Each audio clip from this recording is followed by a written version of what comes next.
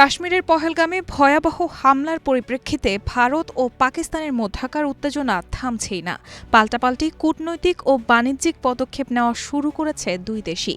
এবার নিজেদের সব বন্দরে ভারতের পতাকাবাহী জাহাজ নিষিদ্ধের ঘোষণা দিয়েছে পাকিস্তান।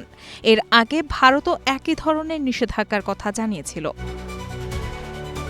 পাকিস্তানের সমুদ্র বিষয়ক মন্ত্রণালয়ের বন্দর ও জাহাজ চলাচল বিভাগ এক বিবৃতিতে জানায়, সাম্প্রতিক পরিস্থিতির পরিপ্রেক্ষিতে সামুদ্রিক সার্বভৌমত্ব রক্ষা, অর্থনৈতিক স্বার্থ ও জাতীয় নিরাপত্তা নিশ্চিত করতে পাকিস্তান তাৎক্ষণিকভাবে ভারতের পতাকাবাহী জাহাজকে পাকিস্তানের কোনো বন্দরে প্রবেশ করতে না দেওয়ার সিদ্ধান্ত নিয়েছে। সেই সঙ্গে পাকিস্তানি পতাকাবাহী জাহাজ ভারতীয় কোনো বন্দরে যাবে না।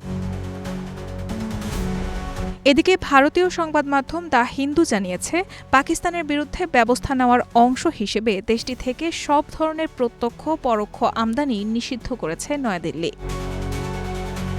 গত ২২ এপ্রিল ভারত নিয়ন্ত্রিত কাশ্মীরের পহেলগামে বন্দুকধারীদের হামলায় ২৬ জন নিহতের পেছনে পাকিস্তানের হাত রয়েছে বলে অভিযোগ করে আসছে নয়াদিল্লি। তবে এই অভিযোগ প্রত্যাখ্যান করছে পাকিস্তান। ওই হামলার পর থেকে চিরপ্রতিদ্বন্দ্বী দুই প্রতিবেশীর মধ্যে নতুন করে উত্তেজনা শুরু হয়েছে।